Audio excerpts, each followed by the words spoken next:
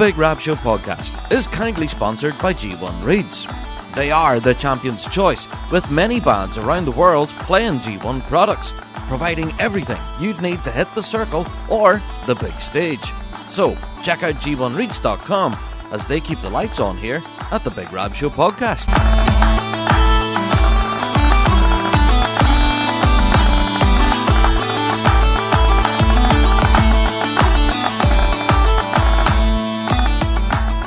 Hello there, everyone, and welcome to another Big Rab Show Podcast.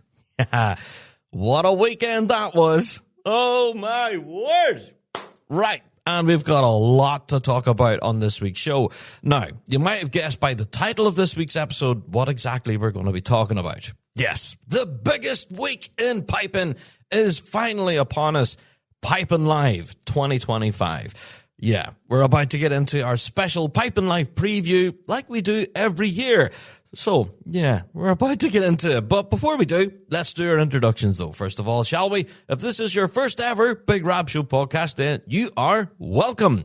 We are the show for the bagpiping folk. We reflect everything in the bagpiping world, be it Celtic music, folk music, or indeed our bread and butter, which is competitive piping and drumming. Each and every week we're here talking about what we know and love to be the music of the Great Highland Bagpipe and its people. And yes, like every other podcast out there, we do have a Patreon. So, if you would like to help support the show, you can do. You can, head over to Patreon, click on support, and be part of the Patreon faithful. Yeah, and you'll be immediately awesome if you do. And yeah, you'll be treated to a lot of extras back there. Episodes of Rab Show Plus. We'll have our weekly Fuse FM Ballymoney radio show is over there. Last night's was a doozy, by the way. Again, thank you to everyone who tuned in. And yes, we did solve that Polkemet argument that we had last week. So thank you for everyone who texted in last night. That was good to get that resolved, I guess. Yeah.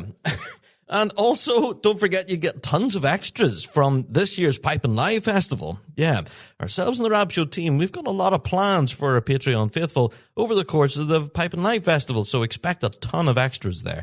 Yeah, so we'll get into all of that too. So shout out to our Patreon faithful. You guys are awesome. All right, so with each and every Big Rab Show podcast, we do open the door to listener mail. This week's no different. Our email address, as always, has never changed. bigrabshow@gmail.com. That address again, bigrabshow@gmail.com. Now, let's talk about listener mail. There's been a lot of listener mail, so much so that we found it difficult to cope. Now, that hasn't been a problem of ours for a while.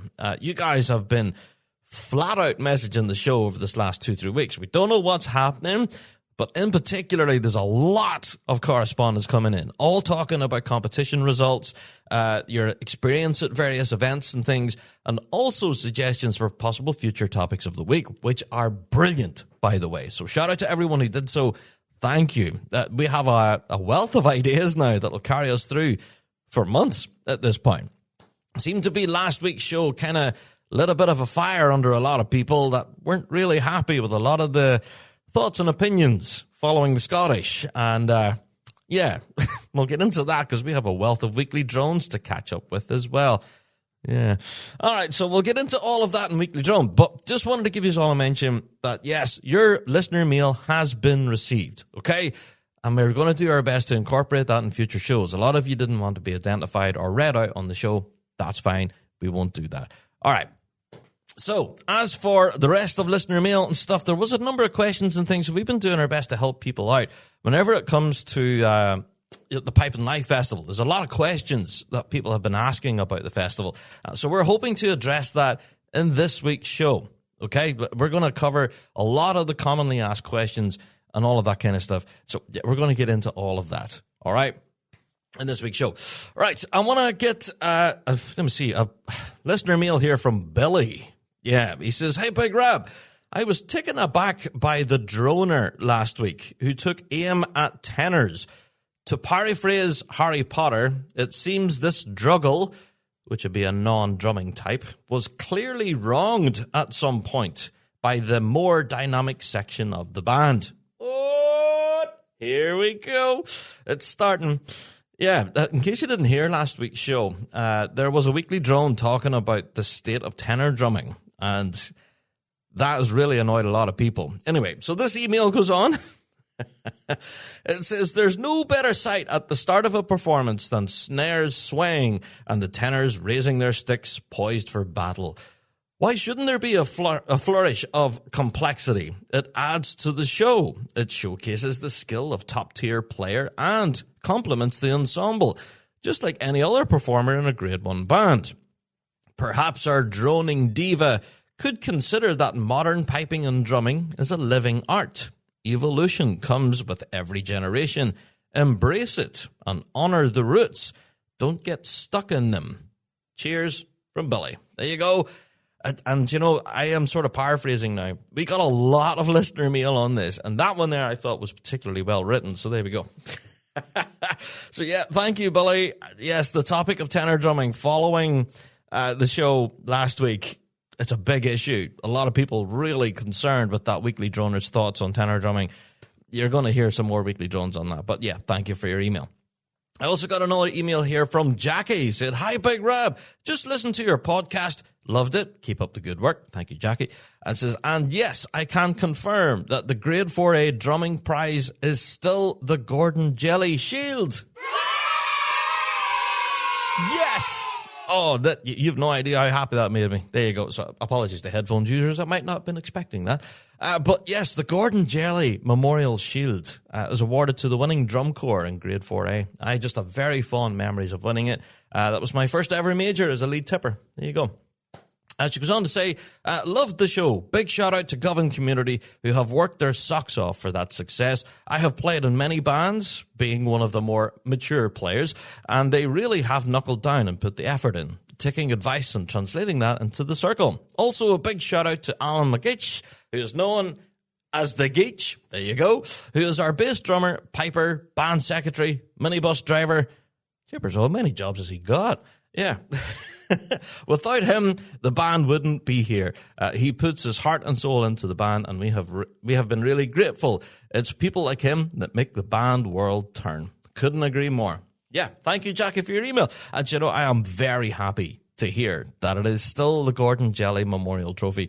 I have a very, very, I don't know. That trophy took pride of place on my mantelpiece for a couple of years. And I don't know. I like to see it. You know what I mean? It's like, it's still there. Class. I'm not that old yet. Yet. Anyway. So, just to summarize, we got a wealth of other listener mail all talking about stuff from last week's episode, and a lot of it can be summarized in our weekly drones that we're about to get into. But thank you to everyone who's been emailing in like crazy. If we haven't got back to you, it's not on purpose. Genuinely, now that we're running into the busiest week in piping, it's been incredibly busy here at Rab Show Studios, and it's all we can do to get back to people. So we're going to do our best to address all the commonly asked questions to do a Piping Live. All of that stuff will be in this week's episode. All right, so that's it for listener mail. Yeah, thank you, everyone. And if you do want to send in your own correspondence, of course you can. bigrabshow@gmail.com. That address again, bigrabshow@gmail.com. There you are. All right, let's get into some weekly drone. And JD, I think it's about time that, we have this week's first weekly drone. I believe we've got a number of them. So let's rattle through them. Give me the first one.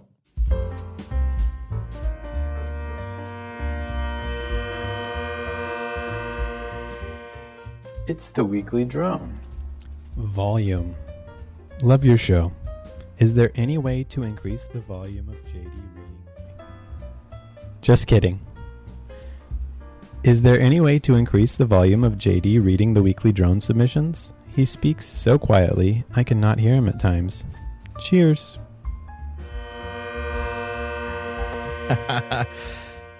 Yeah, we got a weekly drone there about JD being too quiet on the weekly drone. Yes, now last week, that was the case. Yeah, I'll hold my hands up, and I did notice it. I tried to boost it in the edit, but clearly didn't do a good enough job. Because yes, JD was particularly quiet with some of the weekly drones last week. Now, there's a good reason for this. JD does have a very young child, and he records our weekly drones for us when the kid is having a nap. So the kid's laying there sleeping, and JD would say to himself, right, time for a weekly drone. So he would get his mic out and everything, get the script that we send him for weekly drone, and he would go, right, everybody, aren't tenor drummers awful? Do you know what I mean?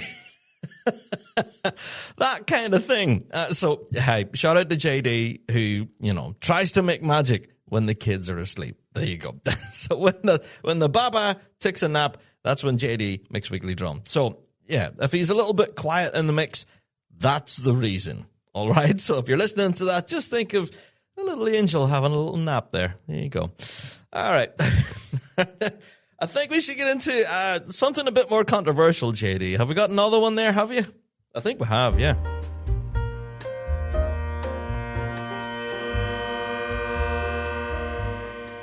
It's the weekly drone.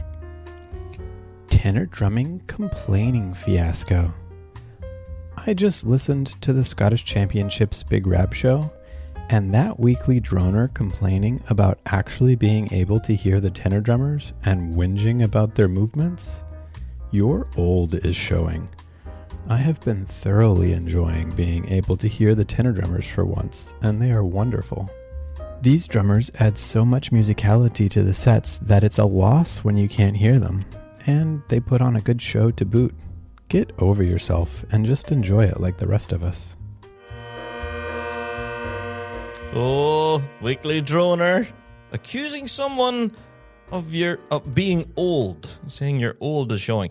Yeah, I don't know. I agree kind of with what our listener mailer had earlier, Billy, when he was talking about that with every generation comes a new change. Now, I come from the generation of bagpiping and drumming in the 80s. All right, I know. Shocker. Big Rab is that age. But yeah, I do come from that era where tenor drumming was not a thing. Very few pipe bands had a full complement of tenor drummers like we have nowadays. But yeah, as the generations went by through the 90s, early 2000s to where we are now, tenor drumming has come on leaps and bounds, in my opinion. So, yeah, I think our weekly droner upset a lot of people with last week's weekly drone submission. And a lot of people are kind of saying that's an older generation's opinion of what tenor drumming should be. It's not where it's at now. Here we are in the mid-2020s, and tenor drumming is certainly, developing its own voice. And, hey, I'm here for it. Absolutely. I respectfully disagreed with that droner last week, and I think, by the looks of things, I'm not alone. So, yeah, interesting thoughts there. Yeah, all right, your old is showing. Not sure I'm comfortable with that wording, but there we go. That's what we have. All right, JD, have we got another one? I think we have. What we do?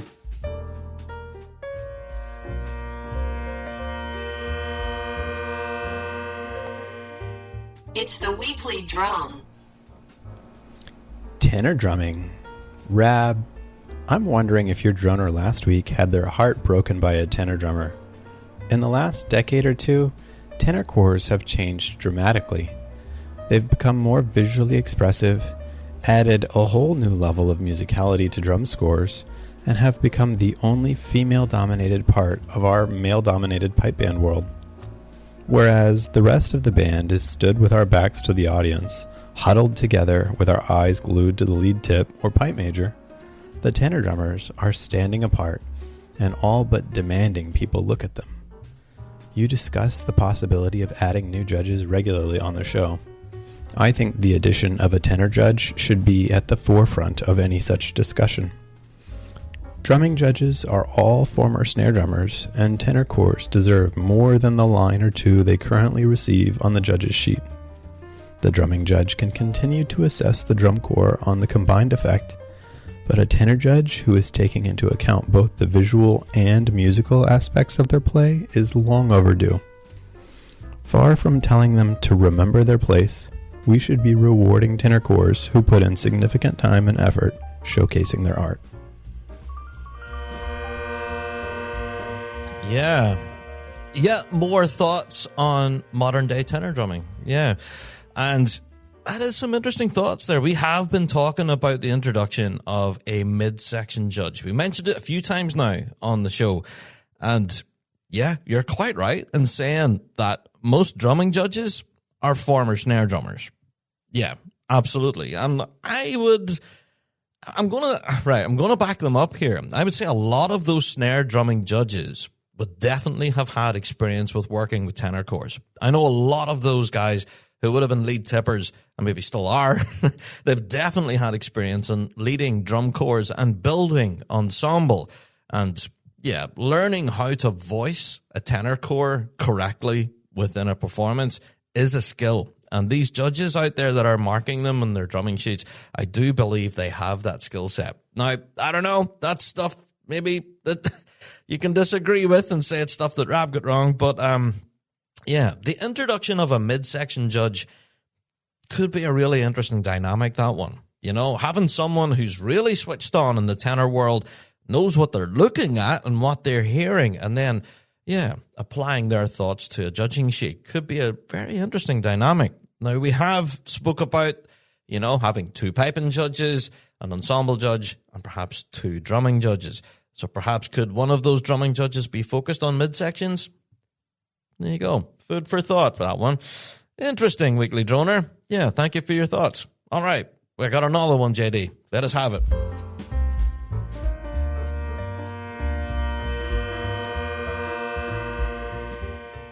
It's the Weekly Drone. The show matters. Referring to the idea of blind judges in the tent, I get the idea behind blind judging. Focusing purely on sound can help judges assess the technical details more objectively. And for piping and drumming enthusiasts, that can seem like the fairest approach. However, if we want the scene to grow and appeal to a wider audience, we can't ignore the visual side of performance. The public doesn't just hear a pipe band, they see it. The look, the presence, the movement, especially things like a tight, flourishing tenor line, make a huge impact. If we move to blind judging, we risk discouraging that visual flair, which is part of what grabs people's attention. A world championship band needs to look like a world champion. For the pipe band scene to thrive, the full show has to count. Many thanks. Yeah. There you go. Again, we're talking about the visuals here.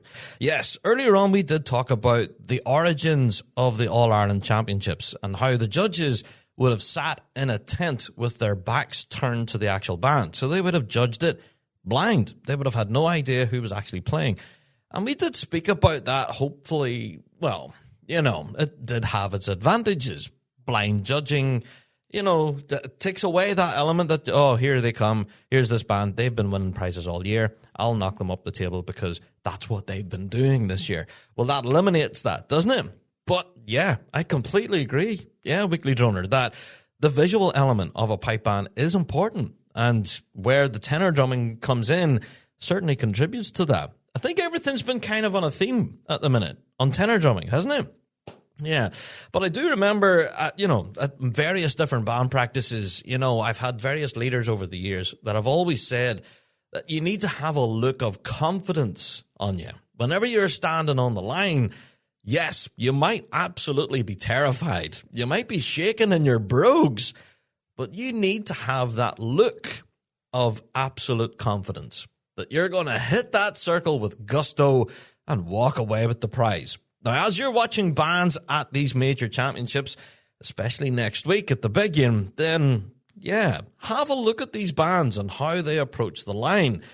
Some bands you can see that perhaps they maybe don't lack experience, but they certainly lack in confidence. There'll be a lot of players there standing on that line, staring at their brogues, or gazing off into the distance and wishing that it was all over.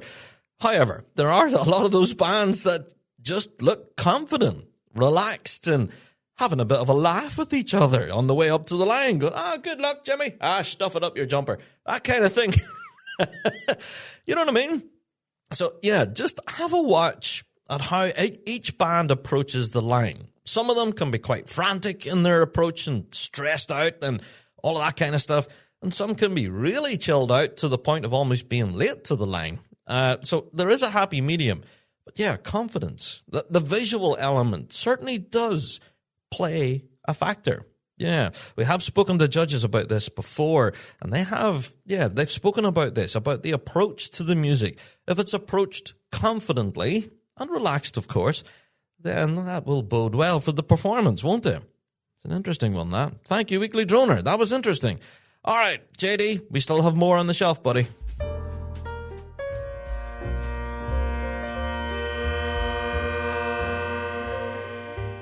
It's the Weekly Drone. Temporary players. With a few bands not playing this year, is it fair for their players to go and play with lower grade bands? Yes, it's great for bands to see success, but what happens when these temporary players go back to the old band?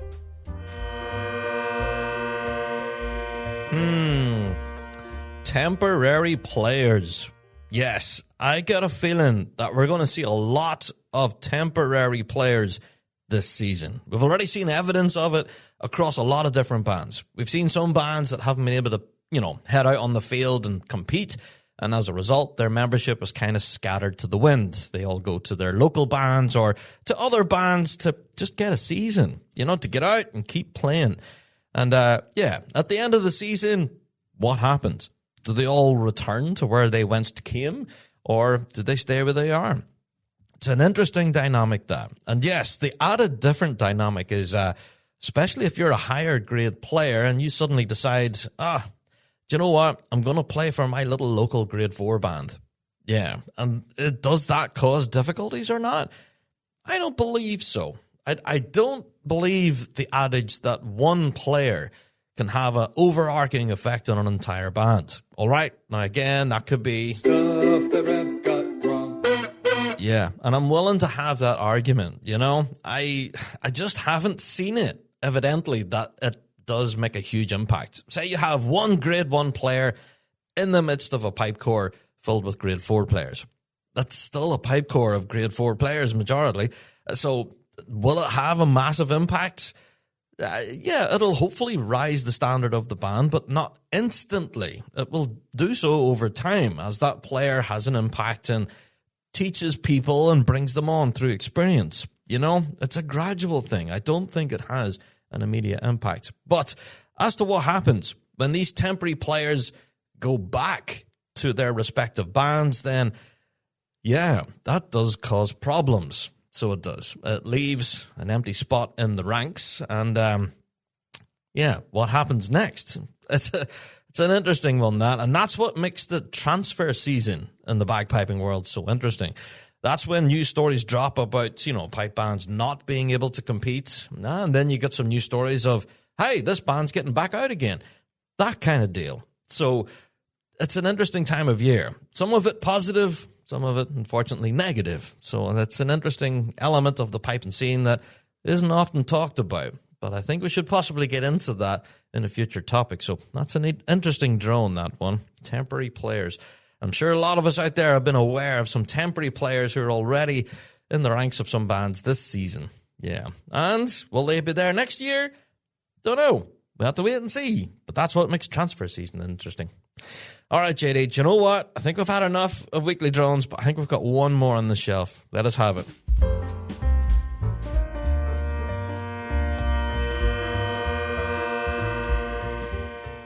It's the weekly drone.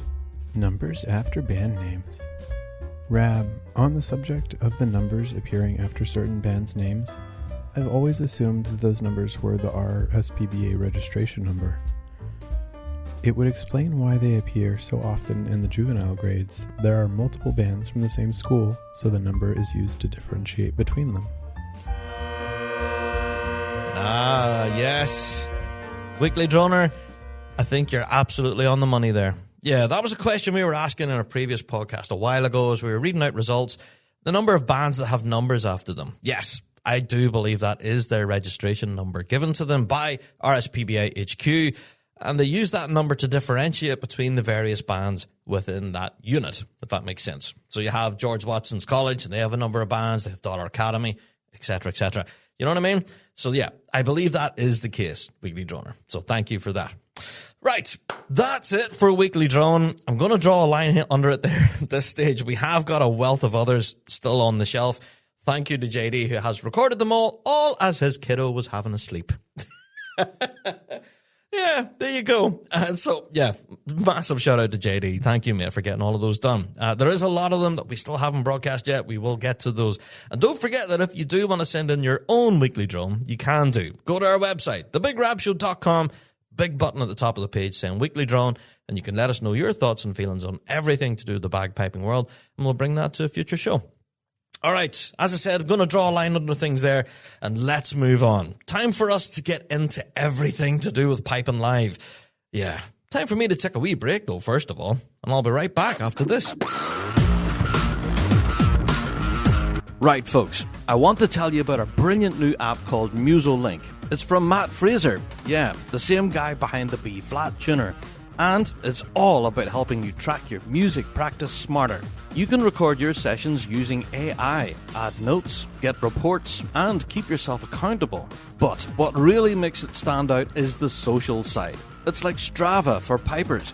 You can follow your mates, give them kudos, leave comments, and stay motivated together. Loads of bands are already on board, including Scots College, Hawthorne, and loads of others who are making big moves. So, if you're prepping for this year's World Championships or just want to get better, search for Musol Link on the App Store now. And once you're there, why not give the Big Rab Show a follow and we can push each other over the line.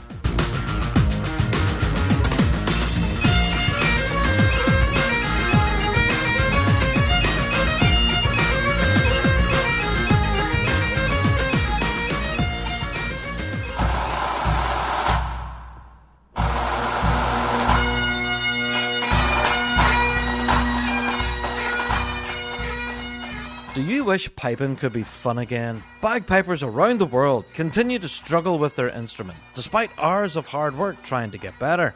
Bagpiping should be fulfilling.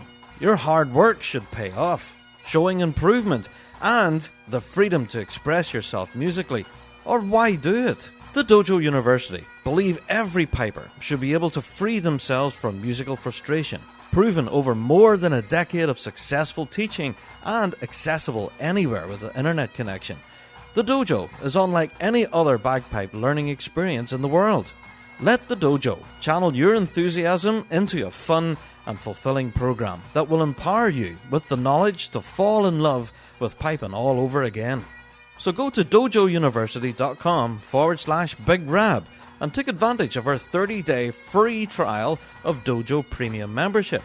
Join the global community of students today and rediscover the fun of bagpiping. dojouniversity.com/Big Rab for a 30-day free trial.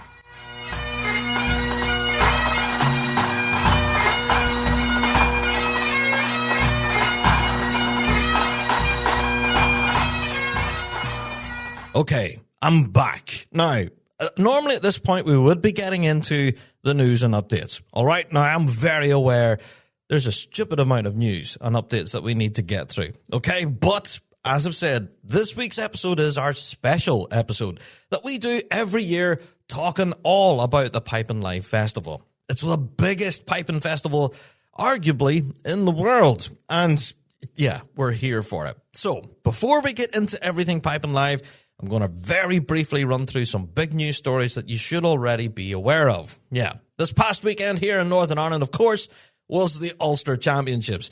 And yeah, let's say this, they did not disappoint. The venue there at the West Strand in Portrush was absolutely brilliant.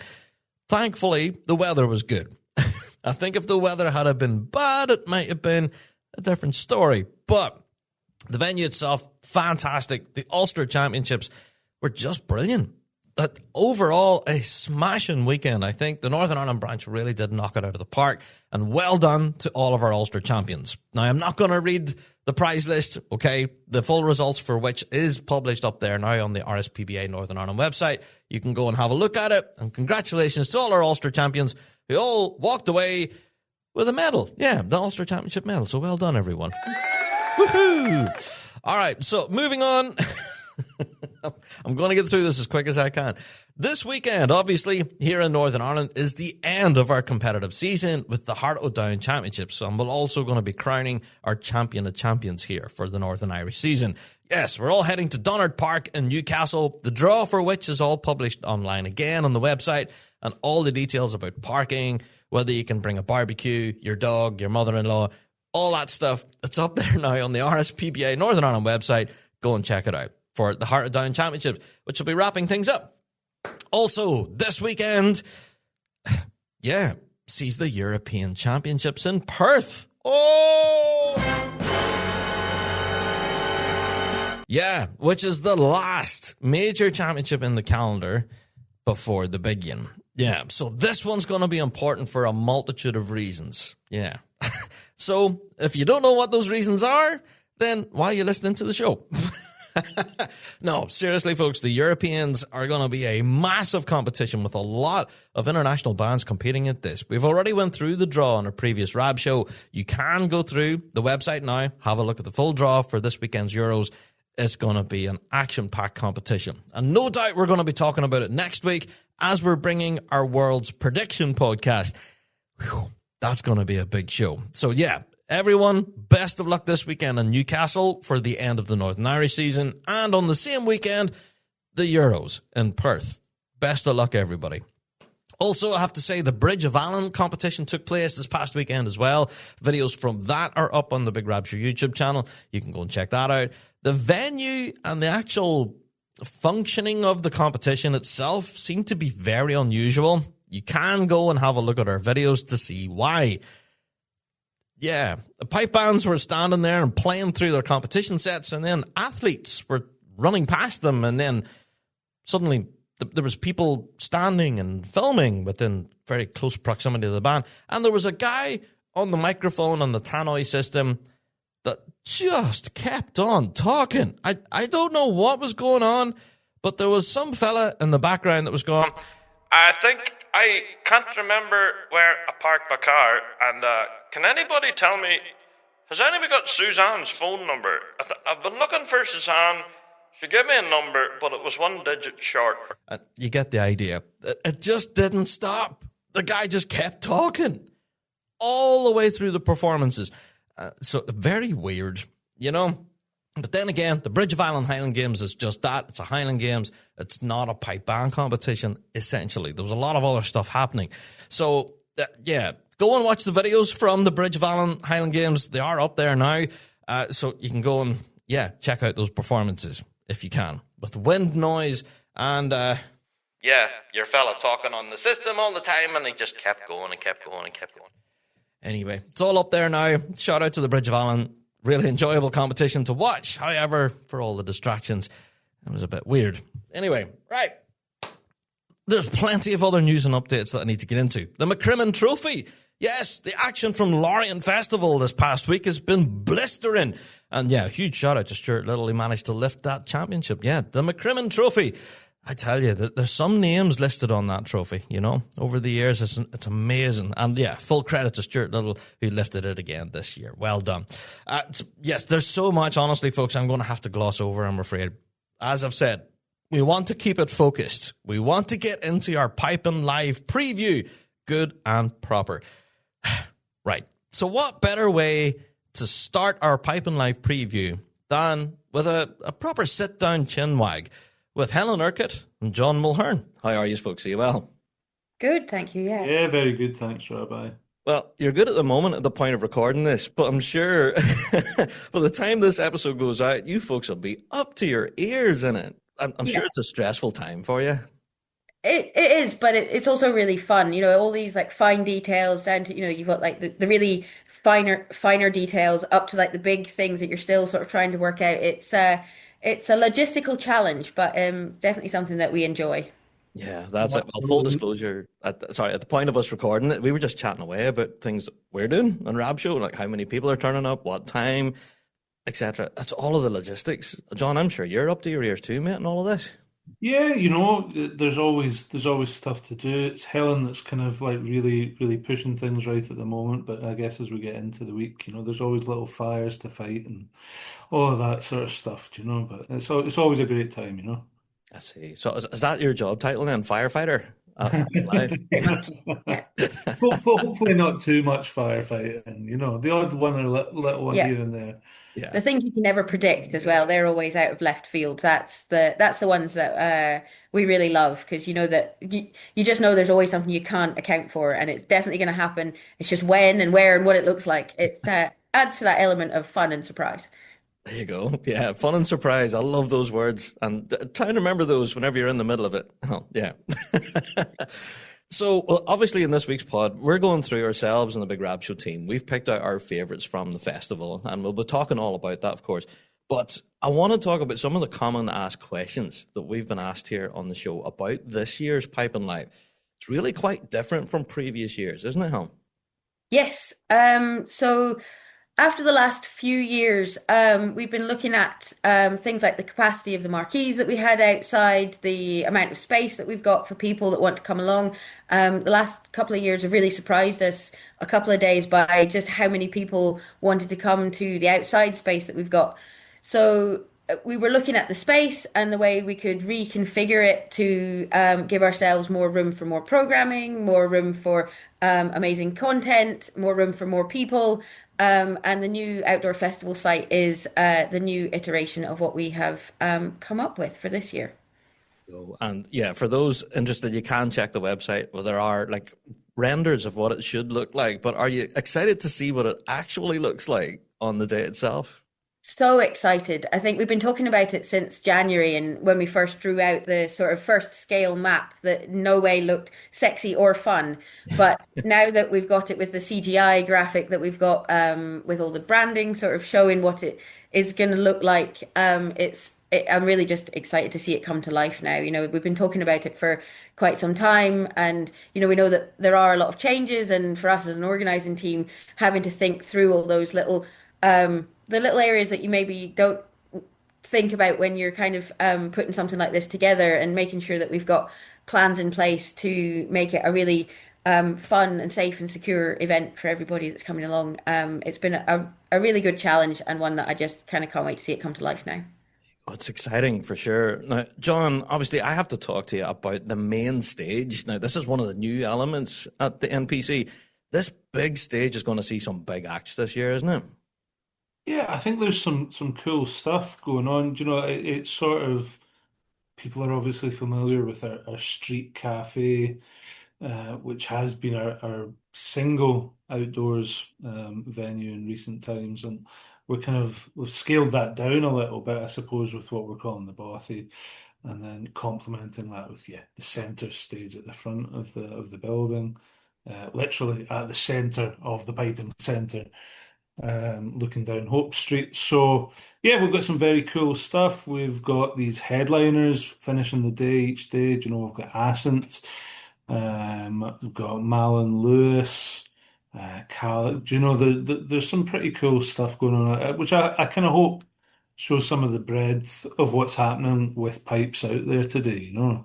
That's it. It's not just your regular pipe band stuff, although that is going to be there, but there's going to be a breadth of all sorts of piping across piping. Yeah. And even within the kind of folk and trad music scene, I suppose, the kind of variety of artists and acts that are incorporating pipes into their ensemble, and sort of showing, like I say, the breadth of what's happening with pipes today.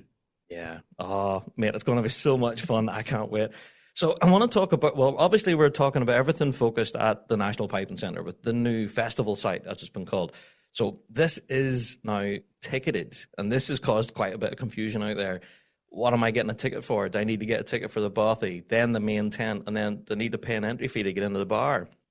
All this type of stuff. So Helen, can you walk us through the ticketing then at the festival site? How does it work? Yes, so it's actually quite simple.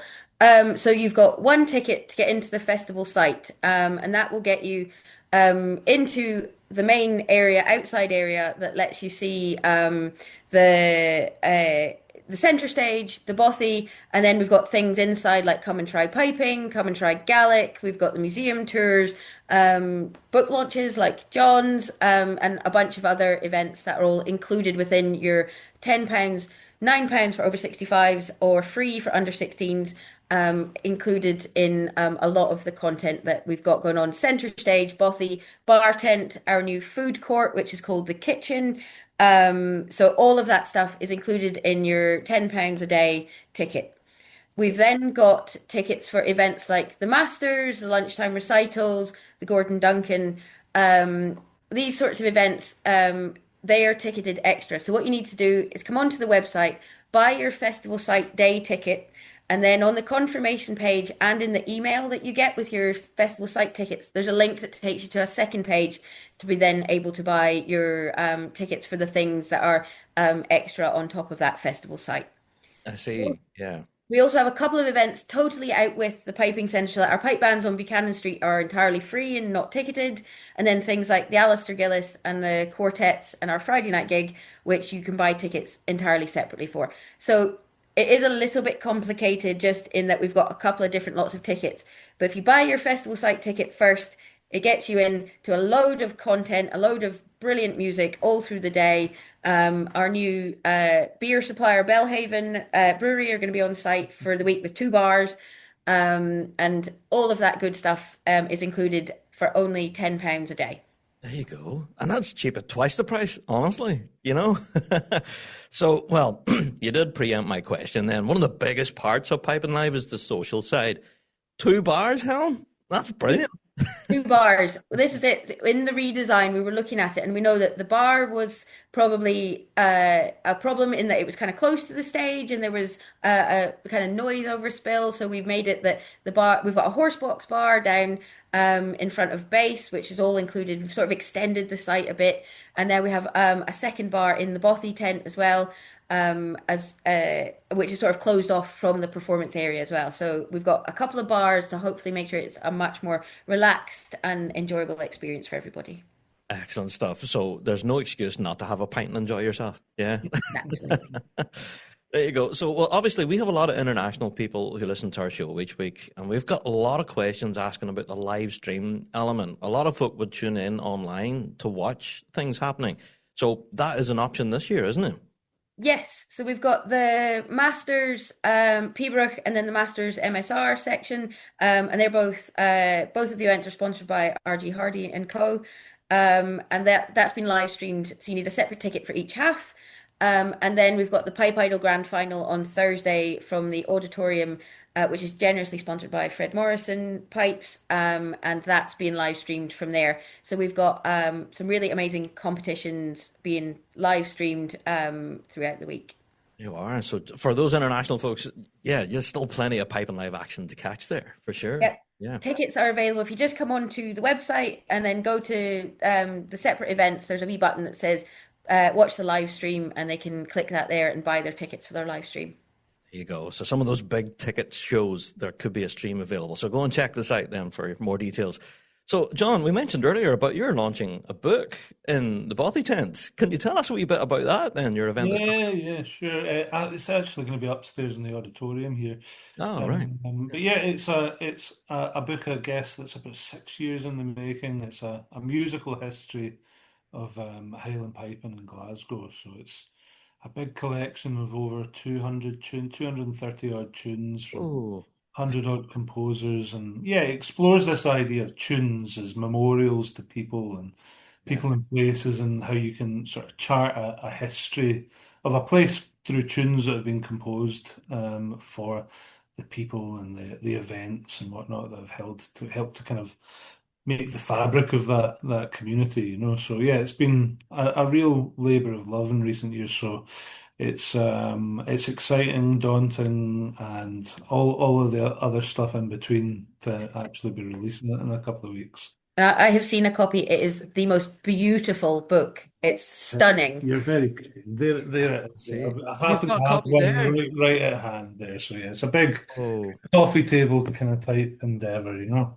That's fantastic. Because, yeah, you know, whenever I was reading about the book and everything and how tunes dedicated to people can be such a badge of honour for folk, you know, and then that name carries through the history book. So does this book then go back through those decades? And yeah, it kind of takes us back into the 19th century when piping first started to really kind of emerge in Glasgow. And yeah, it's all kind of tied. The whole story of piping in the city is tied up in the Industrial Revolution, the kind of expansion of the city itself through the latter part of the 19th century, right through the 20th century, and the movement of people from around Scotland to Glasgow that helped like build that, I suppose, and then the movement of people from Glasgow outside that have sort of carried Glasgow's piping tradition, I suppose, much further shores. You go, oh, it's a fascinating story. And John, best wishes with that. You know, I Thanks. kind of leave it in that plug for you there. Do you like that? Good, yeah, that's great. Well, Helen, I have to ask, the Pipe and Live Festival continues every year to get bigger and better. I've said this to you all the time. Every year I'm talking to you about this. But this year's festival does seem to be bigger and better again. How do you do it? Well, I think this year with the new festival site and having the two stages, it's really given us like some of our excitement back. You know, it means we can program things that we would have loved to have had in recent years, but we haven't been able to just because we've had the one stage and that sort of thing. And I think this year we just kind of went for it. You know, we're looking at all these ideas and all these like young talented artists that are coming through and some of the pipe bands and the way that we can showcase things. We I think we're using this year a lot for learning just to make sure that you know we know how the site works and what's going to be brilliant, but I think there's so much really amazing music packed in, and because now we've got these two stages we can really spread it out and give people the opportunity to see something they've never seen before or something they've only heard recorded. I mean, even things like we're doing a listening party for the Oh, 78th Live in Ireland, Yeah. which is a panel discussion and just listening to that album end to end as a shared experience. You know, there's so many amazing kind of musical moments through the week. And that one is actually included in your festival site day ticket if you buy Oh, your ticket for the day. okay. So like all of these things that you can come along and experience. And I think, you know, some of us sort of we still maybe feel like we're coming back after the kind of COVID break and having these shared experiences. We know how important that is to people to give them this music live and in real time and share that experience. And it's something that we're really proud to be able to do every year for everybody. oh, absolutely. Yeah. And one of the things I've certainly been following this last few years is the emerging talent that's coming through. You know, it seems to be the artists that start life at Pipe and Live, they go on to a rocket ship to the moon, some of these bands. So is that one of the focuses of Pipe and Live going forward to encourage more emerging talent? Yeah, you know, it's always been like since the very kind of first iterations of the festival, it's been at the heart of it. You know, I think in more recent years we've actually kind of labeled it emerging talent, I suppose, and to really really recognize its place within the program. But yeah, there's no sign of that changing in the future. And you know, as you say, the artists that have had their kind of formative early performances at Pipe and Live is quite staggering, really, you know, to Yeah. see some of the careers that some of these bands and artists have gone on to. So, yeah, long may that continue. Yeah, I think Absolutely. that leads nicely into our Friday night Yeah. concert at St. Luke's. So actually, we've got Falisker and the Ali Lvak Big Band, and both of them are alumni of the Emerging Talent program that have in recent years. So that you know we've seen them in their very earliest iterations, and now they're you know headlining the Friday night for us, and it makes us makes it all feel really worth it when you see these people you know they get the kind of early opportunities here and then what they can do with it and how they take it and come back to us a few years later. It's brilliant to see.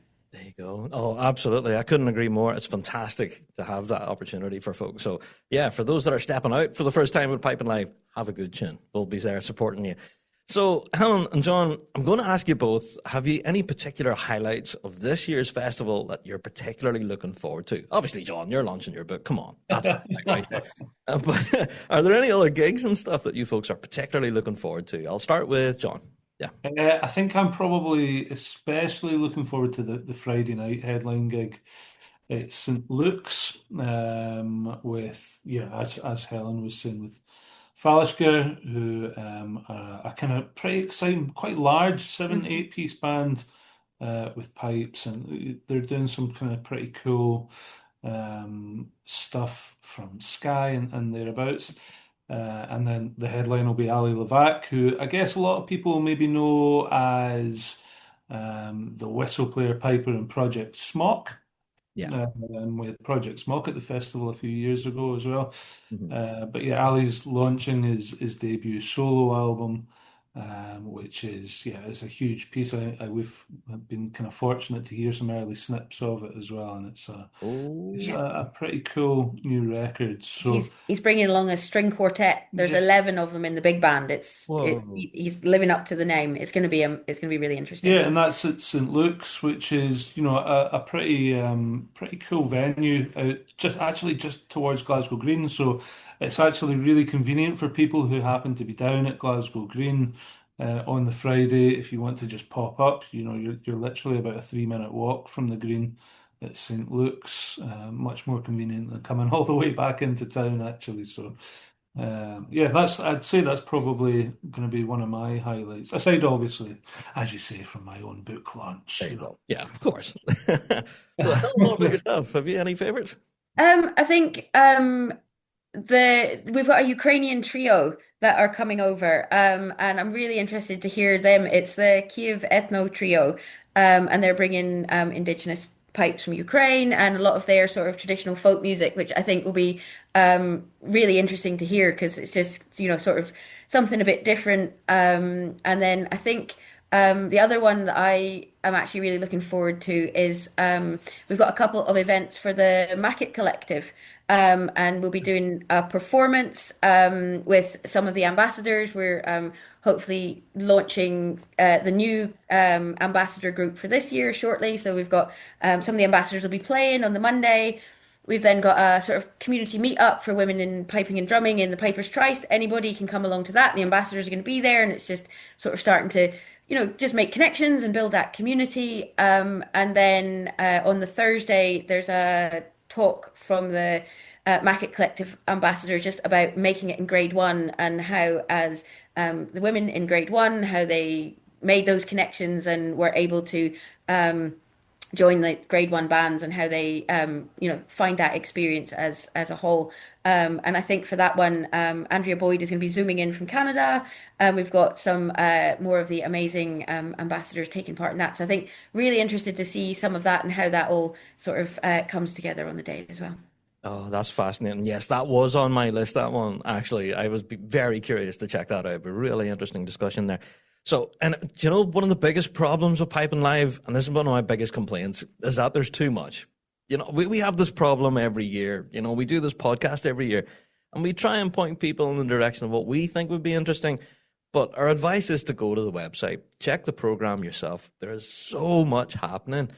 You could be running all day, every day, and not catch it all, Yeah, we've got Haley Tots for the under 8s for first thing in the morning so they can come along and have a dance. We've got the international pipers with Bagad Brieg and the Ukrainians and so many other just amazing stuff. There's, you're not going to be bored. That's for sure. No, that's for sure. Yeah. So it's going to be a good time to be in Glasgow for sure. And well, I'm going to get a plug in myself. Of course, one of your highlights has to be Rab Show Live, doesn't it? Of course. Yeah. Every year it is. Yeah, that's it. We've 2 shows this year. So I don't know, you're going to be sick of us by the time we're done. Yeah. But yeah, we're very excited to hit the Balti tent this year for 2 events. That's going to be fun. So, Helen, John, thank you both so much for joining us on the pod this week. We're about to get into our own particular picks now and going through the program now and lifting out our own favourites. But yeah, thank you so much for talking to us this week, and we'll hopefully catch up with you over there and grab a pint in one of those 2 bars. Yeah. Definitely. hopefully. Sounds good. Lovely stuff, Rab. Thanks for having us. Thank you. Thanks so much. Thank you. There you are. Fantastic. A massive thank you to Helen and to John for joining us on the show. And hopefully that answers a lot of questions that we've received in, asking all about Piping Live and the different aspects and stuff. Yeah, so an interesting conversation, that one. Yeah. Now, if that hasn't got you in the mood for Piping Live, well, we're about to start running through this week's topic of the week and, giving you our picks for each and every day. Yeah, so I think it's time for me to go and get a big cup of tea. It's time for the topic of the week.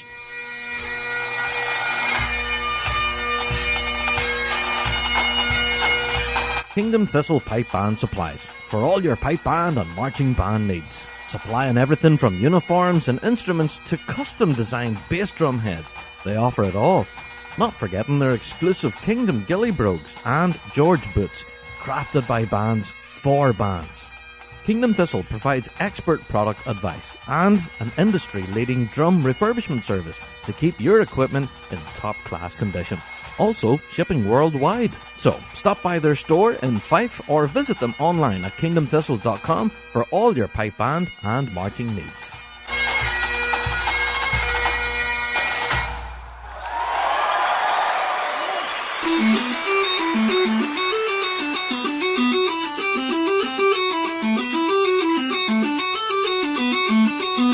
Ready to take your playing to the next level? Say hello to the ES Session Chanter, the ultimate practice chanter designed for versatility and durability. Crafted from stainless steel and aluminium, the chanter comes equipped for both an A stem and a B flat stem, giving you the freedom to play along with any instrument, anytime, anywhere. Whether at a band practice or a trad session, the ES Session Chanter keeps pace with your creativity. Included with the chanter is the custom carbon carry case, the perfect addition to this compact and tactile instrument. To get yours, head to essessionchanter.co.uk.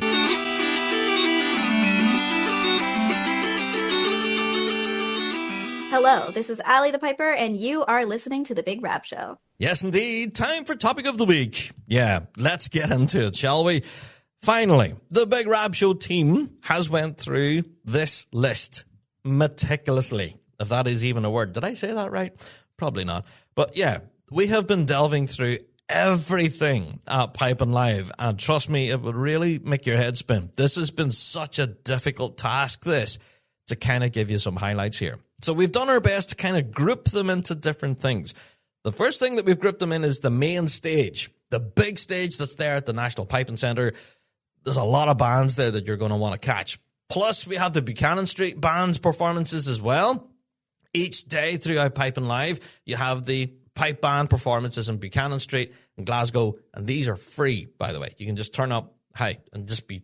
Your face would be melted by some band performances. So those are the two, and then we have everything else that's around that. And yeah, there's some of the big events, of course. You know, like Pipe Idol, the Masters, the quartets. Come on, you know, there's the usual kind of big name events that you have to hit. All right, so let's get into it. As you know, Pipe and Live starts on the 8th of August, actually, with the McGregor's Gathering Live. Yeah, it's a podcast recording that's going to be recorded at the National Piping Centre.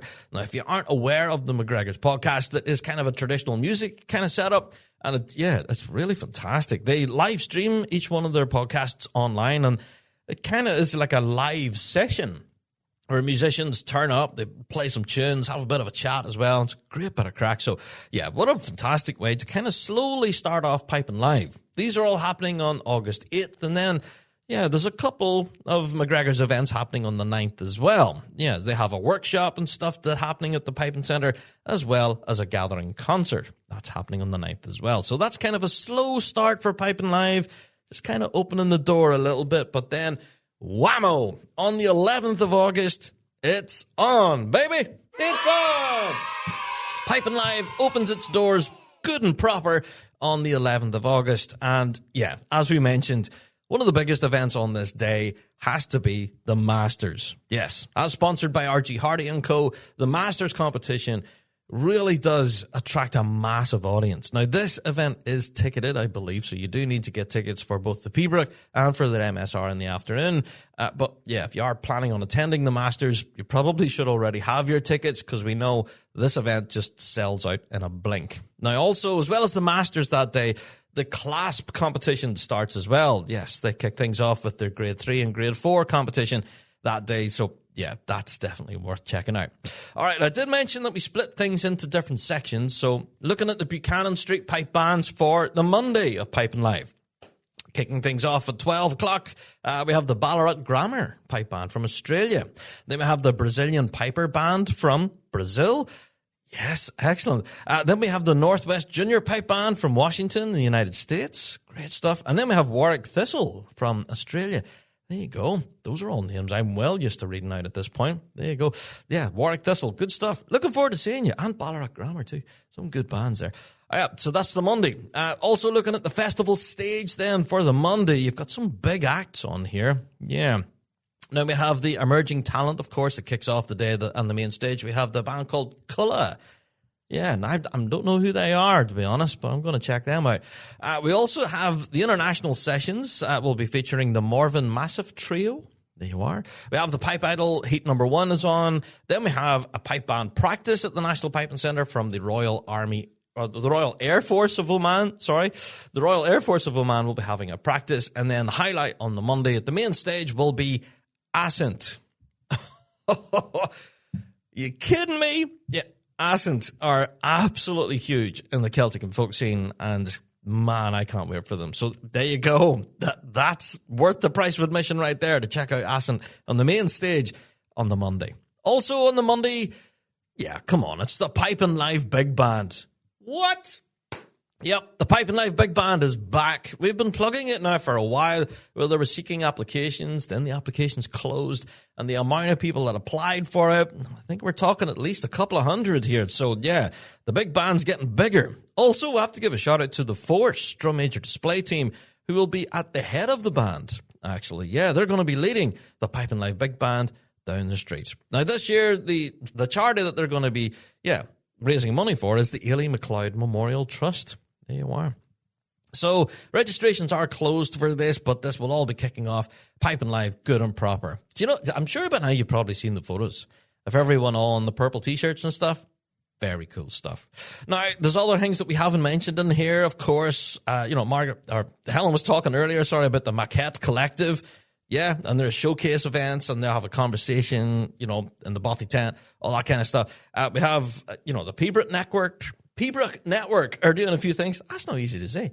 The Pembroke Network have a few things on as well. They have a conversation on there. They also have a presentation called Flaming Mad, a piper, a poet, and a priest. There's a story. Yeah, we also have gig in the gallery as well. Kelvin Grove Museum each day. But they have all sorts of great artists performing at that. So, hi, Monday is action-packed, to say the very least.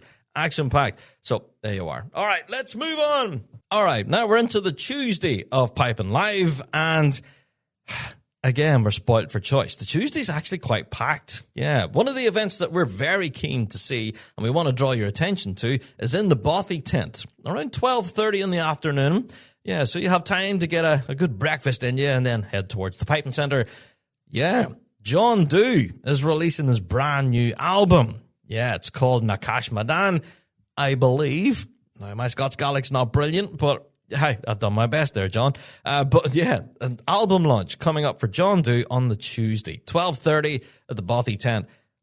Seriously, that's going to be a big launch there. So yeah, really excited for that one. Yeah.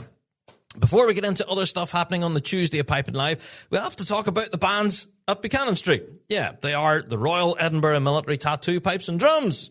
Woo! This is brilliant, actually. I did happen to miss them over the last couple of years, unfortunately. But yeah, this gives the folks there at the Edinburgh Tattoo an opportunity to be a part of Piping Live. Because as you guys know, the Edinburgh Tattoo runs the same time as Piping Live. Yeah, so these musicians will kind of get dragged away to Edinburgh and they have to do their thing there, whereas everything else, piping-wise, is happening in Glasgow. So this is brilliant. To see that band have an opportunity to hit Buchanan Street and thump out some tunes for the public. That's brilliant there. We also have the Govan Community Pipe Bands that we were mentioning earlier. Yes, thanks to Jackie. And we also have the Canterbury Caledonia Grade 3 Band from New Zealand will be there in Buchanan Street. Brilliant. Then we also have the Brisbane Boys College as well, wrapping things up there at 3:30 in the afternoon. Excellent. Also looking towards the festival stage then. Yeah, now there's a couple of highlights on this that I really want to draw your attention to. Oh, yeah, the Tuesday on the main stage at Piping Live. Right. First of all, we have the Force Drum Major Display Team. Yeah, they're putting on quite a special performance at Piping Live. Really looking forward to that. Yeah, drum majoring at Piping Live. That's really exciting. Also, possibly one of my favorite acts at the minute. And yeah, you can mark my words on this one. This band can really thump a big tune. Ben Lee. Oh, man, I love this band. Yeah, now I have been playing them over in Fuse now for weeks, if not months. And yeah, I've even managed to get their music onto the BBC a few times as well. This band are incredible. And here they are on the main stage at the National Piping Centre for Piping Live. Trust me, folks, go and see this band. All right? You won't regret it. Ben Lee can absolutely thump a tune. There you go. So just get your festival pass and head in through the door. Right. Also, happening on the Tuesday, we have a lunchtime recital by Ian K. MacDonald. That's worth the price of admission right there. And then also, we had what we were talking about earlier, the 70th Fraser Highlanders live in Ireland in concert. Yes, that discussion is going to be taking place on the Tuesday. So that's all sorts of interesting there too. We have Pipe Idol Heat number 2, of course. We also have gigs in the gallery in the Kelvin Grove Museum. Getting the idea. Man, seriously, the Tuesday's absolutely packed. Then, of course, on the Tuesday, on the 12th of August, is the International Quartet Competition. Oh, baby! Now, this one draws in a massive audience every year, and for good reason. The quartet competition is really high intensity. Those 4 players up there are under such intense pressure, and yeah, being in front of a massive, knowledgeable audience of piping fans who are all potentially sitting there with clipboards in their head. You know, they're looking for the slightest little slip or perhaps, you know, maybe a drone wandering off into the distance, etc. This competition is such high pressure, but all the people that really compete at this really do want to win. Yeah. So, yeah, let's look at the competitors. They have the 70th Fraser Highlanders Pipe Band. They'll have a quartet there, along with Inverarian District, People's Ford, Boghall and Bathgate, Caledonia, Manawatu Scottish, the Field Marshal Montgomery, and Police Scotland and Federation Pipe Band. Yes, the entire event is sponsored by G1 Reeds. Go on, G1!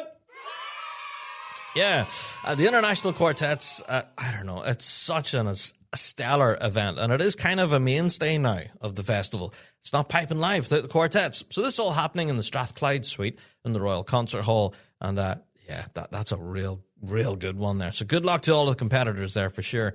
Best of luck. All right. Okay, let's move on to the Wednesday of Piping Live. And of course, our number one priority here in the Rab Show would have to be Big Rab Show Live at Piping Live. Yes, come on, it is. Obviously, top of our list of events that you need to hit. Yeah, our show number 1 at Piping Live, out of a possible 2, kicks off on Wednesday at 3:30 in the Bothy tent. So, yeah, the lineup we've already chatted about, of course, many times on the show. But we have bagpiper Anna Smart. Yes, we have Ross Miller joining us for a tune as well. And we're finishing things off with a mini band from the Simon Fraser University Pipe Band. Yeah, so I don't know, folks. That's going to be huge. Big Rab Show Live at Piping Live never does disappoint. We always manage to draw a great crowd. So we hope to see you there for the Wednesday show at Rab Show Live. Yeah, we're going to thump out some tunes. It's going to be fun. Now, not only is Big Rab Show Live a thing on the Wednesday of Piping Live, but there's a ton of other stuff to be at as well. Now, as you heard earlier, we were talking about all the sort of periphery events. We'll talk about those in a wee second. But, yeah, let's talk about the Buchanan Street Pipe Bands, shall we? Yeah, the list consists of the following. The Catamount Pipe Band from Vermont in the United States will be there, kicking things off at 12 o'clock. Then we have the Uplanders Pipe Band, again from the United States. Good stuff. Then we have Gordon's School Pipe Band from England. They'll be there at 2 o'clock. Then we have the Scots College from Australia. They'll be there around 3:30, the same time that we're going to be on stage. Yeah, so I'm going to miss them, unfortunately. But, yeah, honestly, I don't know. You'd be quite well entertained just to hang out in Buchanan Street, to be honest. So, yeah, shout out to those guys. Looking at the main stage then on the day itself, on the Wednesday, of course, you have the Manawatu Scottish Pipe Band. Yeah, Manawatu Scottish are holding a band practice at 4 o'clock on the main stage, and then they're going to be followed by Malin Lewis. Oh, you serious? Now, also, taking on the main stage as well is Bagad Brig. Come on. So this Wednesday at Piping Live is kind of ridiculous. So that's your main stage and your Buchanan Street Pipe Bands. Also, there's quite a special event, Learn It Live. Yes, with Richard Parks, MBE. Yeah. Now, I'm going to read the press release here. Learn It Live Workshop Series returns for 2025 with a masterclass from Richard Parks, MBE. We are delighted to welcome the 13 times World Pipe Band winning pipe major, Richard Parks, MBE, to present Learn It Live. He will be presenting how to create a good band intonation across a pipe core. What? Are you kidding me? You talk about an opportunity right there. Wow. There it is with a gift bow on it. If you haven't got tickets for this, what are you doing? Yeah, I don't know. If we didn't have Rab Show Live and I wasn't already crazy busy that day, I would definitely be in there. And if anything, yeah, you should really encourage your pipe major to go and attend this, you know? Oh, man, that is worth its weight in gold right there. So yeah, if you haven't got tickets for that, you're missing a trick. Also on the Wednesday, we have the Pipe Idol Heat number 3. We also have the lunchtime recital on the day from Sarah Muir. Yes. Now, also, we have the Gordon Duncan Memorial Piping Competition as well, taking place on the Wednesday. And yeah, that draws in some huge names as well. We have James Stone, we have Tori Kilronan, we have Cedric Laboise. Probably pronounced that name incorrectly. Apologies, Cedric. And we also have Brian Lomond competing as well. The Gordon Duncan Memorial Competition, really quite an interesting one. Yeah, it draws musical influences from across the Irish, Scottish, and Breton music scenes. And yeah, the player has to be a master of all 3 musical styles. It's very interesting. So yeah, go and check that out. Yes, you must have a festival pass to get that, but it's also another ticket needed to get in through the gate for that one. There you go. All right, the Wednesday, absolutely jam-packed. I'm sure you'll agree. That's some of our particular picks, but yeah, one of the big highlights for us has to be Big Rab Show Live at Piping Live. Genuinely, I really do hope to see you all there. You know, if you're listening to my voice right now, obviously you've heard our podcast before. And if not, hi, why not join us at Piping Live? And yeah, we hope to keep you in good crack, as they say here in Northern Ireland. There you go. Also, I have to mention that Piping Live has a lot of different other periphery events, like come and try bagpiping. That's one. If you're ever curious to want to lift a chanter, there's your opportunity. So also you have Ceilidh Tots as well, where you can bring along the kids and they could just have a bird around the dance floor. That's a thing. Also, you have regular tours of the museum that is there at the National Piping Centre. Some of the things that are there in the museum, man, are just, they're fascinating. Now, we have little videos and stuff from that where Dan Nevins actually takes us through and shows us all sort of behind the scenes and then gives us a little quick tour of the museum.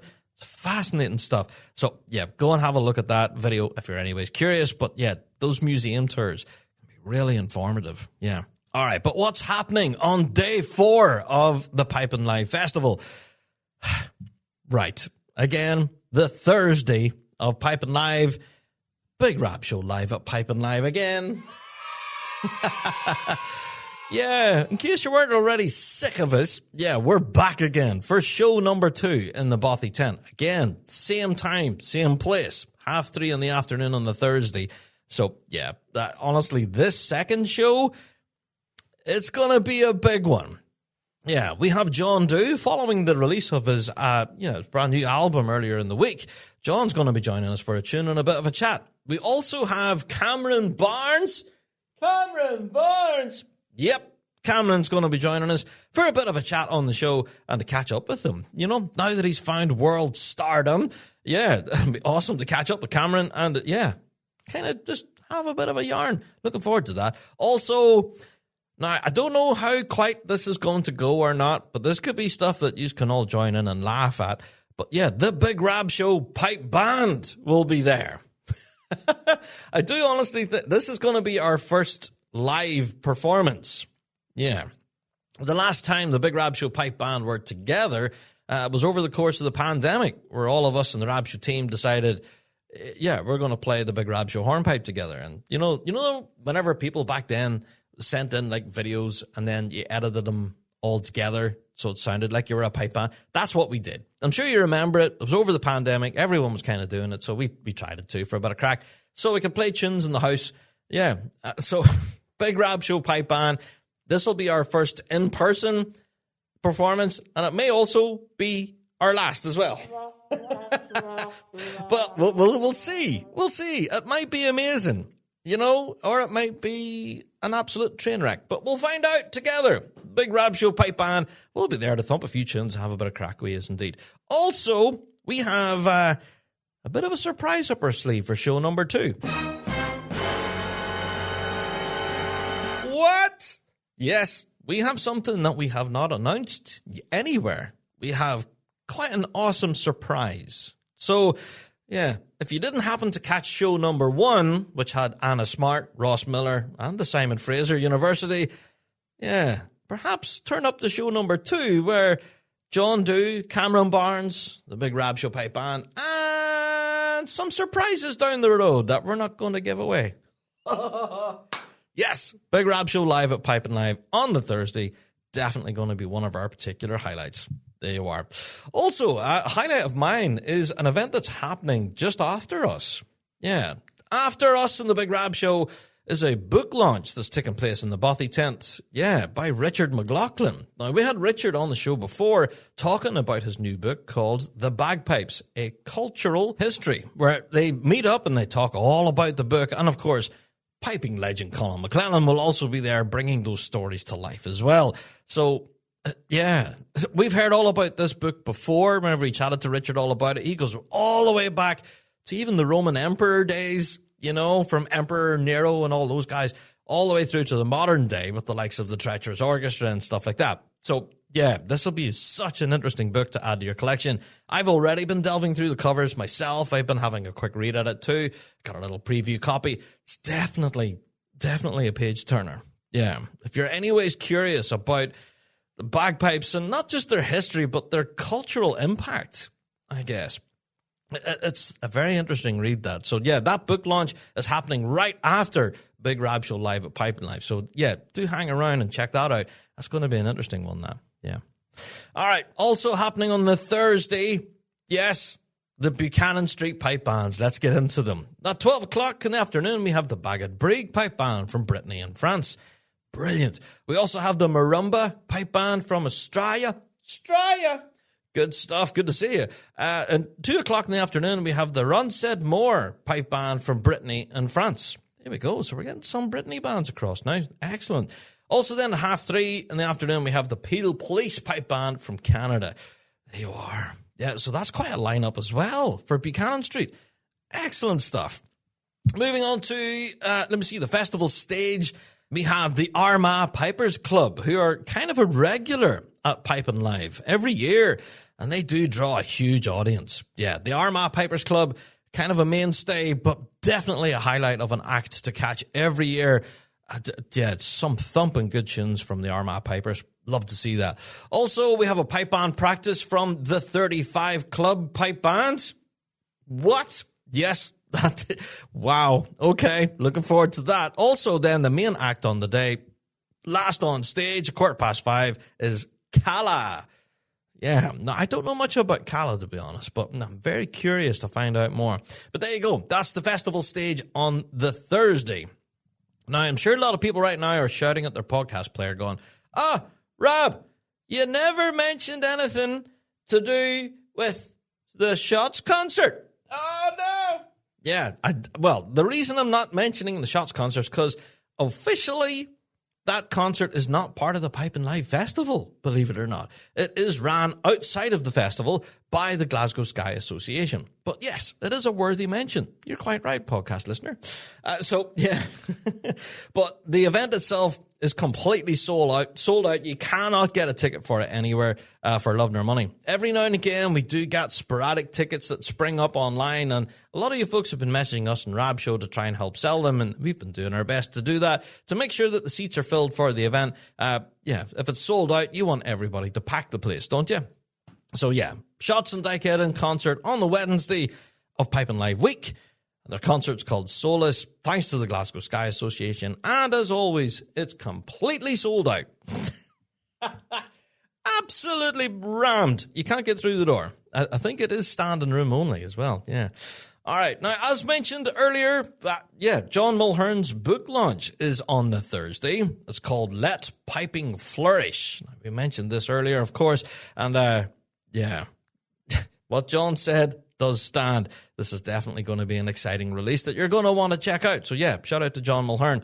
That's a good one, that. All right. Also, we have a presentation from the Maquette Collective talking about making it in grade 1, as we heard earlier in our conversation with Helen. That's going to be an interesting one to check out as well. Also, we have the Pipe Major Alistair Gillis Memorial Recital Challenges on the Thursday. We did get some questions asking about this, about how to get tickets and stuff. I think from what I understand, it is already sold out. However, that could be. So my advice is to go and check the Piping Live website. You know, if you do want to get to that, tickets are a must because this does sell out really quickly. Competitors this year will be Callum Beaumont, Connor Sinclair, Finlay Johnson, Angus J. McCall, and last year's winner, Angus D. McCall. There you are. So, creme de la creme right there. But the Pipe Major Alistair Gillis Memorial Recital Challenge every year just sells out in a blink. So, if you haven't got tickets, I think you might be out of luck. All right. Let's move on. There's one last event happening on the Thursday, the Pipe Idol Grand Final. Yes, Pipe Idol runs all the way through the festival, and if you do want to attend any of those, absolutely, you'll be thoroughly entertained. But the Grand Final of Pipe Idol happens on the Thursday. There you are. So that's a particular pick as well. All right, moving on to the Friday. Of course, it's the big one. It's the World Championships Day 1, and I'm sure everyone will be in Glasgow Green. But that's not to say that there's nothing to enjoy from Piping Live, because there absolutely is. There is still stuff happening at the Bothy tent, the main stage, all of that. Plus, of course, we've mentioned it earlier, the Friday night gig from Ali Lvak Big Band and Phallus Gare. What? Oh, this gig is going to be huge. And if you haven't heard of either band or either musician, of course, Ali Lvak, where have you been? This is going to be the must-see show on the Friday night. It's going to be very difficult to get an early night and behave yourself ahead of the Saturday at the Worlds. I'll say that. I did promise my Pipe Major that I would be a good boy and not go and wreck and tear on the Friday night and then be well rested and ready for Saturday morning. Because, full disclosure, my pipe band, Tullylagan 4B, we have a 9 a.m. draw on the Saturday. Oh, boy, that'll be fun. Yeah, but I have every intention of heading along to the Ali Lvak Big Band gig along with Phallus Gare. That's going to be such a great gig. I can't miss it. And we hope that you folks can't miss it either. There you go. Now, of course, the Saturday is the big one, the World Championships themselves, and that kind of wraps up everything for Piping Live 2025. Folks, as much as we've went through our hashtag list here, there's a wealth of stuff that we have missed. All right, there's a lot here that we have missed. We haven't even talked about each of the gig in the galleries, a lot of the lunchtime recitals, all of the other stuff, the late night sessions at the National Piping Centre. Some of those can be epic, by the way. I went to quite a few of them, and I'll not tell you what time they finish at, but you're talking late. That's all I'm going to say. But it's a brilliant way to end off the night just when you think you just couldn't squeeze in any more piping. These late night sessions, they start at 10 p.m. at the National Piping Centre. The event is free. You can walk in, sit down, grab yourself a drink at the bar, and just be thoroughly entertained from the music that's presented. Some of these sessions, I don't know. I have had so much fun at these late night sessions, and none of it is able to be broadcast. Oh, it's so much fun. So check out the late night sessions at the National Piping Centre. Each night of the festival, each one starts at 10 p.m. They're seriously a lot of fun. There you go. That's all I'm going to say. You can find out for yourself. So, I guess my advice, like we do every year with Piping Live, we do our best to pick out those highlights for you that we believe will be the big events that, you're definitely going to want to catch. But this is the biggest problem with Piping Live, is that there is just so much. And everyone's taste in bagpiping is completely different. You know, for example, I might absolutely love to go and watch those Breton bands that we were talking about earlier, you know, from Brittany and France. I love that music, so I would absolutely love to go and watch them. However, for others, that might not be their thing, you know? Perhaps going and watching Pipe Idol and watching some of the incredible young talent that's coming through the solo world, and yeah, that might be your thing. Yeah, there's so much in Piping Live every day, and that's its biggest problem. You just can't choose with such a huge festival and so much happening. It's difficult. So yeah, we've done our best to pick out our particular highlights. My advice is go to pipinglive.co.uk and look for your own particular highlights. I do know people that use this podcast every year as a means of planning their own kind of festival experience. There's been those out there that have listened to this week's pod, and then on a number of weeks' times after Piping Live, then they would email us and say, "Hi, Rab, see your podcast. You sent us to all these amazing events. Thank you." That has happened, believe it or not. But my advice is not to do that, and to reach out and to have a look at the other options that are available at Piping Live. There's a wealth of them. Yeah, like there's one there. On the 12th of August, the Pibroch on harp and whistle. Oh, that could be really interesting, that. Could you imagine that? Wow. Yeah, performed by Bill Taylor on historical harps and Alan MacDonald on low whistles. Yeah, harpers were just as important as pipers back in Scots Gaelic history, and but their classical music is lost. Yes, the modern revival of harp music has regularly, set sail on the Pibroch Ocean. I love these. See, these press releases, whoever writes them is really poetic. But yeah, they've really sold this. So, right. Okay, all of this stuff is up there in the National Piping Centre and pipinglive.co.uk on their websites. Go and find out that detail. Do you know, I might check that out, actually. Yeah, imagine a Pibroch on harp and low whistle. Oh, that could be brilliant. Anyway, right. I have give you my list. I've give you our list, I guess, of picks from Piping Live. And the biggest piping festival is about to open its doors, and we are here for it. And we hope to see you there, of course. You have 2 opportunities, actually, to meet all of us on the Big Rab Show team. Yeah, Wednesday and Thursday of Piping Live, we will be there. So, yeah, if you do like the show at all, and if you've enjoyed any of our previous episodes, then, of course, why not turn up? Grab yourself a ticket, come on through the door, and hopefully we'll keep you entertained both Wednesday and the Thursday. Yeah, so spend an afternoon with us, having a bit of crack with our guests, a few good tunes as well, and the Big Rab Show Pipe Band Experiment. We will see how it goes. We will see. It could be great. You never know. And next year we'll be competing in Grade 1, and Bob Worrell will be talking about us on the telly. And then I'll wake up and my cornflakes are ready. All right. All right, folks. Well, that's it for our Piping Live preview podcast this week. Again, a huge thank you to Helen Urquhart and to John Mulhern for joining us for a conversation earlier in the show and answering those frequently asked questions. If you do have any questions, of course, yourself about the Piping Live Festival, you can send them in to us. bigrabshow@gmail.com. We'll do our best to help everybody, of course. But yeah, the best course of action is to check the website. There's a wealth of information up there to delve into. pipinglive.co.uk. Go and check it out. All right, as we've mentioned earlier, next week is our Big Rab Show prediction podcast, where we do our best to predict who will going to be winning what in each grade at the World Championships.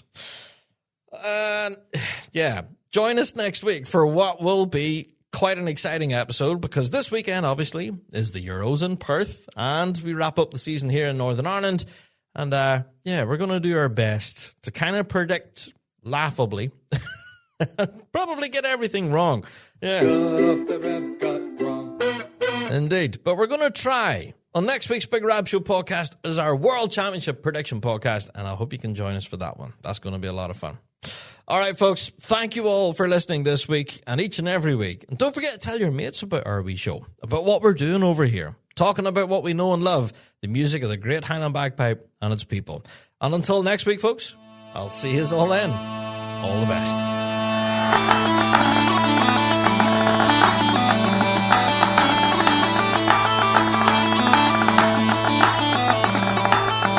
Well, that's it for another Big Rab Show podcast. Thanks so much for downloading this week, and a special thank you to our sponsor, G1 Reeds.